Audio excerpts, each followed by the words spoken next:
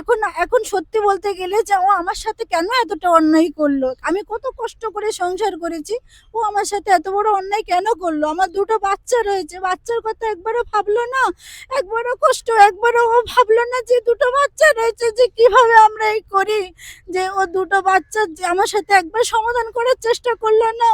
নমস্কার, India news 24 থেকে আমি শঙ্কর সাঁতরা রয়েছে আপনাদের সঙ্গে। তবে আজকে যে ঘটনাটা বলবো আপনাদের, আমার সঙ্গে রয়েছেন এক মহিলা, তার সঙ্গে কথা বলবো এবং আমি বেশি কিছু বলবো না, আপনাদেরকে অনুভব করতে হবে, জানতে হবে যে একজন মহিলার হঠাৎ করে মাথা থেকে ছাতাটা যদি সরে যায় তাহলে কি হতে পারে। আমরা কথা বলবো। বলছি প্রথমে সালমা খাতুন মোল্লা। হ্যাঁ, আমি এক মধ্যবিত্ত ফ্যামিলি থেকে বিলং করি। তো আমি আমি আমাকে বিয়ে দেওয়া হয়, মানে একটা নিজেদের মধ্যে নিজের ফ্যামিলির মধ্যেই বিয়ে দেওয়া হয়। তো সেক্ষেত্রে আমায় বিয়ে মানে খুব ভালো সংসার করছিলাম। ঠিক আছে? তো আমার স্বামী আমাকে চাকরিতে পাঠায়, আমার স্বামী আমাকে কাজ করতে পাঠায়, আমার স্বামী আমাকে দিয়ে সমস্ত কিছু, ঘর বাড়ি সমস্ত কিছু করিয়েছে। ইভেন ১০ বছর ধরে আমি আপনার টাকাতেই হ্যাঁ, সবকিছু করিয়েছে, সবকিছু জব ঘর করেন বাড়ি। হ্যাঁ, আমি একটা জব করি। প্রাইভেটে? ছোটখাটো একটা জব করি। আমার ২ টো মেয়ে আছে। বর্তমানে ১০ বছর চাকরি হয়ে যাবার পরে যখন ও আমার মানে সবকিছু নিয়ে যখন ঘরবাড়ি করে নিয়েছে, এখন একটা ১৮ থেকে ১৯ বছরের মেয়ের পাল্লায় পড়ে আমার উপর খুব অত্যাচার করে। এটা কবে অত্যাচার থেকে শুরু হলো? এটা শুরু হয়েছে ২০২১ সাল থেকে। ঠিক আছে? তো এইভাবে তার সাথে কি করেছে না করেছে আমি তো জানি না।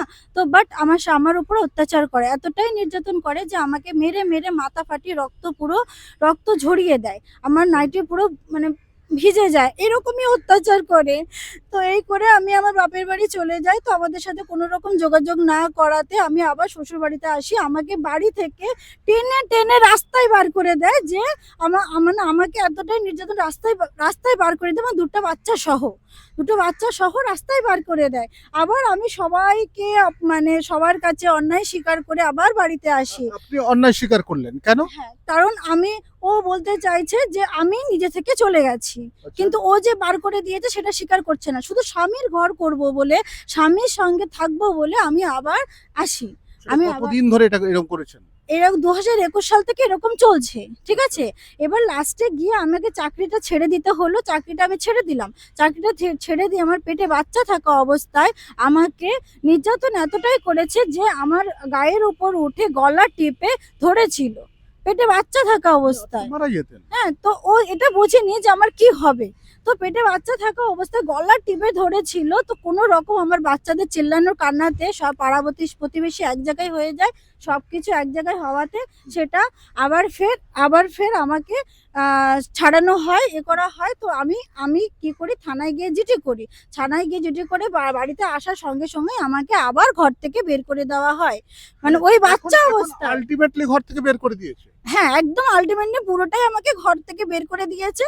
দেওয়ার পরে পেটে বাচ্চা থাকা ৫ মাসে তখন আমি গর্ভবতী। ওই বাচ্চা থাকা আমার ২ টো বাচ্চাকেও ও ঘর থেকে বের করে দেয়। ওই বাচ্চা অবস্থায় আমি আমার বাপের বাড়ি গিয়ে আশ্রয় নিই। তো এইভাবে আমাদের অত্যাচার করতে এখন শুনতে পাচ্ছি, যেহেতু ও একটা ১৮ বছরের মেয়েকে, সেই মেয়েটিকে বিয়ে করেছে। স্বামীর বয়স কত? বিয়ে করে ঘর স্বামীর বয়স হচ্ছে ৪০ বছর। কি করেন তিনি? উনি একটা সেলাই কাজ করে। কোথায় বাড়ি? সংগ্রামপুরের স্টেশন কচুয়া মোল্লাপাড়া। কি নাম স্বামীর? বাকিউল্লাহ মোল্লা। আপনি তারপরে কোনো যোগাযোগ করেছেন স্বামীর হ্যাঁ, সঙ্গে? আমি স্বামীর সঙ্গে অনেকবার যোগাযোগ করতে চেয়েছি, কিন্তু উনি আমার সাথে কোনো রকম যোগাযোগ করেনি বা আসেনি। তো বাধ্য হয়ে আমি মানে কেস করি। তো যেটা এখনো চলছে। তো কেস চলাকালীন আমাদের সাথে ডিভোর্স হয়নি, অথচ ও বিয়ে করে সংসার করছে। কিন্তু আমাদের দেখে না, বাচ্চা দুটোকেও দেখে না, কোনো রকম যোগাযোগ করছে না। আর একটা পুরুষ ৪টে জীবন নিয়ে খেলা করছে। যে পুরুষ নাকি ১৮ বছর একটা মেয়েকে বিয়ে করেছে, সে একটা ৪০ বছরের ছেলে হয়ে, সেই মেয়েটার কিন্তু দোষ নেই স্যার। দোষ কিন্তু আমার স্বামীর। আমার স্বামী কিন্তু ৪টে জীবন নষ্ট করছে। আমি চাই যে কোনো মেয়ে যেন এই বিস্তারিত জেনেই বিয়ে করুক। একটা একটা পুরুষ তাকে কিভাবে বলে বিয়ে করেছে আমি তো জানি না, বা তার ফ্যামিলিকে কি বলেছে আমি জানি না, বাট কিন্তু বিয়ে করে বর্তমানে একটা 18 বছরের মেয়েকে বিয়ে করেছে। ঠিক ভালো আছে? তো বেসেছিলেন স্বামীকে, স্বামীও আপনাকে ভালোবেসেছিল। আমি খুবই ভালোবেসেছিলাম। বা ও যে এইভাবে যে পাল্টে যাবে 2021 সাল থেকে, যে ওই মেয়েটা একটা অল্প বয়সী মেয়ের এগেইনস্টে, আমি তো বুঝে উঠতে পারিনি স্যার। আমি এই 14টা বছর খুব কষ্ট করে সংসার করে এসেছি। সংসার করেছি, সংসার করে অফিস করেছি, অফিস করে সংসার করেছি। তো আমি কারিগরও চালিয়েছি, আমি সবকিছু করেছি। স্বামীর ছবিটা আছে আপনার মোবাইলে এখনো? হ্যাঁ, আমার মোবাইলে তো আছে, সবকিছু আছে। আমার 2টো বাচ্চা আছে। এগুলো আমার কথা বলতে বলতে আমার দেখান আমাদের বয়স ছবিটা। আমার বয়স হচ্ছে, আমার মেয়ের বয়স 13 বছর, আর আমার ছোট মেয়ের বড় মেয়ের বয়স 13 বছর, ছোট মেয়ের বয়স 12 বছর। তো একটা পুরুষ 40 বছর বয়স, সে কি করে একটা মানে 19-20 বছরের মেয়েকে বিয়ে করতে পারলো? মেয়েদের সঙ্গে কোনো যোগাযোগ রাখে? না, কোনো রকম যোগাযোগ রাখে না, কিছুই করে না। মানে আপনি এখন কতটা কষ্টে রয়েছেন? এখন সত্যি বলতে গেলে, যে ও আমার সাথে কেন এতটা অন্যায় করলো? আমি কত কষ্ট করে সংসার করেছি। ও আমার সাথে এত বড় অন্যায় কেন করলো? আমার 2টো বাচ্চা রয়েছে। বাচ্চার কথা একবারও ভাবলো না। একবারও ও ভাবলো না যে 2টো বাচ্চা রয়েছে, যে কিভাবে আমরা এই করি। যে ও 2টো বাচ্চা যে আমার সাথে একবার সমাধান করার চেষ্টা করলো না, বা আমার সাথে একবারও কোনো রকম সিদ্ধান্তে আসলো না, ডিভোর্স করলো না। তা সত্ত্বেও ও ওকে বিয়ে করেছে। আর তার বাবা-মা কি করে বিয়ে দিয়েছে আমি জানি না স্যার। তো মামলায় তো গেলেন, মামলায় কি হলো? মানে মামলায় এখনো পর্যন্ত আমার 2টো বাচ্চার হয়েছে, অর্ডার হয়েছে। তো ওনারা যথেষ্ট চেষ্টা করছেন, বা সবাই চেষ্টা করছেন যথেষ্ট। তো আমাদের মোটামুটি একটা সুরাহা করে দেবেন। বিশ্বাস করেছিল স্বামী স্ত্রী মানে বিশ্বাস। অনেক বিশ্বাসে দরজায় খিল দিয়ে কিন্তু দুটো প্রাণী, একবারে আনজান দুটো প্রাণী, যাদের মধ্যে কোনো চেনা পরিচিত নেই, তারা কিন্তু সংসার বাঁধে দীর্ঘদিন ধরে থাকে। কেউ কিন্তু কোনোদিন ভাবে না একজন আরেকজনের সঙ্গে বিশ্বাসঘাতকতা করতে পারবে। কিন্তু আপনার সঙ্গে আজকে যে পরিস্থিতি তৈরি হয়েছে, সেই পরিস্থিতি আপনি সামলাবেন কি করে? আমি একটা ছোটখাটো যে জবটা করি সেটা মানে খুবই ছোট, সীমিত একটা। তো সেটা নিয়ে আমি আমার বাচ্চাদের নিয়ে খেটে খাচ্ছি। আমি ওদের লেখাপড়াও শেখাচ্ছি। বর্তমানে আমার মেয়ে 7 এ পড়ে, বড় মেয়ে 7 এ পড়ে, ছোট মেয়ে 6 এ পড়ছে। তো ওরা ভালো স্কুলে মানে গভর্নমেন্ট স্কুলে পড়ছে। তো সমস্ত শিক্ষা-দীক্ষা থেকে সমস্ত কিছু দায়িত্ব কিন্তু আমি নিয়ে চলছি। ঠিক আছে, মানে আবেদন কি রাখছেন আপনি?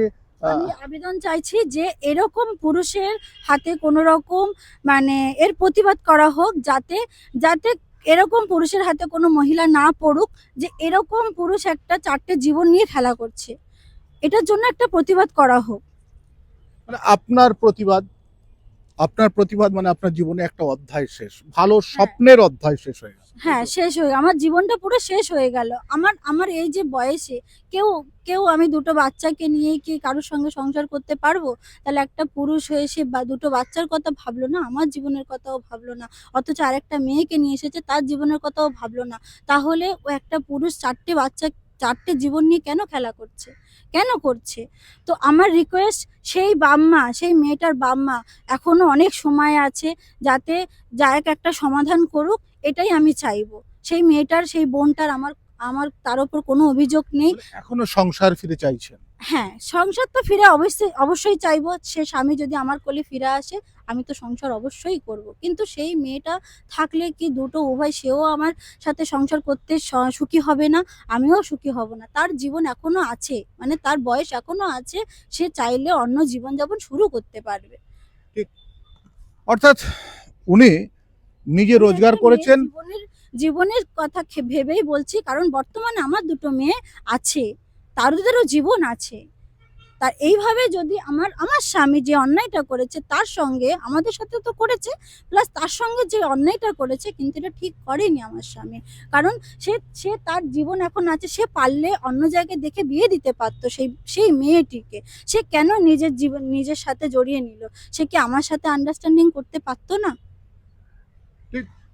ওই যে বলেন বিশ্বাস, একবার যদি বিশ্বাস ভেঙে যায় তাহলে তো বড় মুশকিল সে বিশ্বাসটাকে আবার নতুন করে তৈরি করা।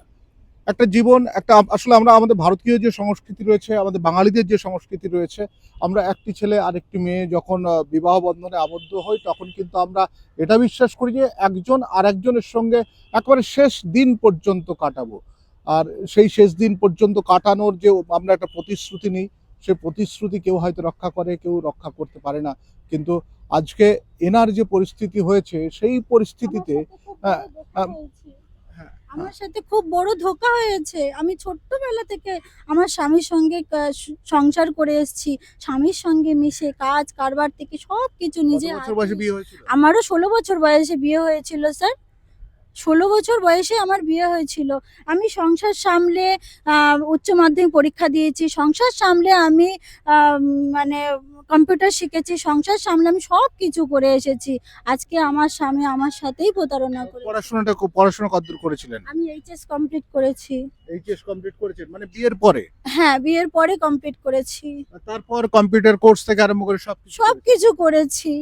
নিজের সংসারও করেছি, স্বামীর বিজনেসেও সাপোর্ট দিতাম। স্বামীর সাথেই সঙ্গে সবকিছু সাপোর্ট দিতাম। তো স্বামী হঠাৎ করে আপনাদের মধ্যে এই ব্যবধানটা হয়ে যাওয়ার কারণ কি? এই ব্যবধানটা হয়ে যাবার কারণ দেখুন আমরা দুজনে মিলে যে খেটে ইনকাম করছিলাম, তো ওর মনে একটা সন্দেহ ঢোকে যে আমার কারোর সাথে কোনো রিলেশন আছে। কিন্তু স্যার একটা জিনিস ভেবে দেখুন, আমার ২ টো বাচ্চা আছে। তো যদি কারোর সাথে রিলেশন হয় আমি তার সাথে চলে যেতে পারতাম, তাহলে আমি গেলাম না কেন? কেন ২ টো বাচ্চাকে নিয়ে আমি কষ্ট করে তাদের লেখাপড়া শেখাচ্ছি, তাদের সমস্ত কিছু করে যাচ্ছি।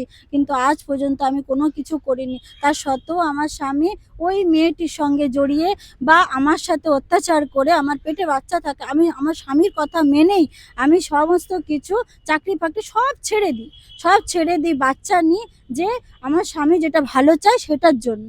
তো বাচ্চাটাও ৫ মাস বয়স যখন, তখন ও আমার কাছ থেকে সমস্ত টাকা পয়সা কেড়ে, গয়নাগাটি কেড়ে নিয়ে একটা কাপড়ে আমাকে ঘর থেকে বের করে দেয়। মানে রীতিমতো অত্যাচার। রীতিমতো আমাকে অত্যাচার করেছে। ঘর থেকে বের করে দেয়। ২ টো বাচ্চা যদি আমার কাছে থাকতে চেয়েছে বলে তাদের দুজনকেও আমার সাথে বার করে দিয়েছে এক কাপড়ে। আসলে হ্যাঁ, একেই বলা হচ্ছে ভারতীয় নারী। যে নারী হাজার হাজার ধরনের অত্যাচার সহ্য করেছে স্বামীর, এবং নানা ধরনের অত্যাচার শুনলেন তো, আর কি বলবো, শারীরিক মানসিক থেকে আরম্ভ করে উপরন্তু স্বামী অন্য একজনকে বিয়ে করে সেই বাড়িতে উঠেছে, তারপর এনাকে তাড়িয়ে দিয়েছে, তবুও পর্যন্ত তিনি চাইছেন যে স্বামী যদি আবার ফিরে আসে একসঙ্গে সংসার করবে। সেই মেয়েটিকে যদি তার পুনরায় জীবনে ফিরিয়ে দেয়, তারও জীবন বেঁচে যাবে, প্লাস আমরা ৩ জনের জীবনও বেঁচে যাবে। আবার স্বামীকে নিয়ে উনি সংসার করতে চাইছেন। অর্থাৎ যারা শুনছেন তারা নিঃসন্দেহে একটু অ্যাওয়ার হবেন। আপনার মেয়েকে কার সঙ্গে বিয়ে দিচ্ছেন? প্রথম দেখে প্রশ্ন শুনে বিয়ে দেওয়ার দেখে কথা, শুনে দেবেন। বা ছাড়া হ্যাঁ। ডিভোর্স হলো না কেন তারা বিয়ে দিবে? উপরন্তু আইনি প্রক্রিয়া সম্পূর্ণ শেষ না করে একজন আরেকজনকে ঠকিয়ে চলে যাওয়া, সেটা কিন্তু যথেষ্ট যথেষ্ট কিন্তু ভয়ানক হয়ে দাঁড়ায় একজনের জীবন কিংবা আরেকজনের জীবন যার হোক। তবে এই ধরনের নানা তথ্য আপনাদের কাছে নিয়ে আসবো। আমি শঙ্কু রয়েছে আপনাদের সঙ্গে।